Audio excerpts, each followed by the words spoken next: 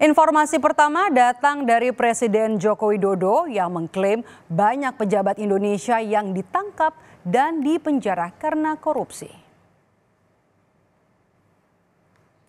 Meski demikian, Presiden Jokowi menyebut masih perlu ada upaya untuk menyelesaikan kasus korupsi secara sistematis. Presiden mencatat pada periode 2004 hingga 2022 ada 344 pejabat yang dipenjarakan karena korupsi, mulai dari pejabat tinggi DPR, menteri hingga wali kota dan juga bupati. Sementara dari kalangan swasta total ada 415 dari birokrat sebanyak 363 orang. Presiden Jokowi juga menyampaikan hukuman penjara tak menimbulkan efek jera bagi para koruptor. Itu kita butuh upaya bersama yang lebih sistemik, butuh upaya bersama yang lebih masif, yang memanfaatkan teknologi terkini untuk mencegah tindak pidana korupsi.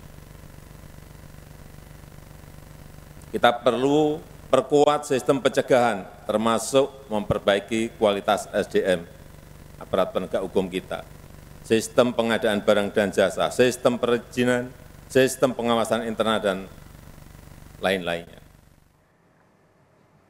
Dalam kesempatan yang sama, Ketua Sementara KPK Nawawi Pomolango menyebut kasus korupsi di Indonesia masih marak. Menurut Nawawi, korupsi telah terbukti menghambat kemajuan sosial dan ekonomi di banyak negara di dunia. Oleh karena itu, Nawawi menyebut pemberantasan serta pencegahan korupsi tidak dapat dilakukan hanya melalui aspek kelembagaan dengan pembentukan lembaga atau unit kerja baru, atau hanya aspek regulasi melalui penerbitan undang-undang hingga perpres, atau hanya bersandar pada kinerja aparat penegak hukum.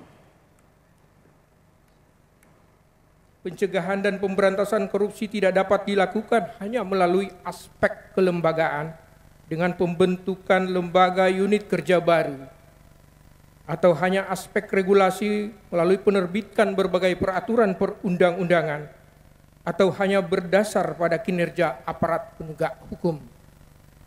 Sinergitas gerak dan seluruh elemen bangsa adalah keniscayaan untuk bergerak maju. Sekali lagi, bukan hanya sinergi antar aparat penegak hukum, tetapi juga sinergi antar pemerintah dan masyarakat, termasuk di dalamnya dengan dunia usaha.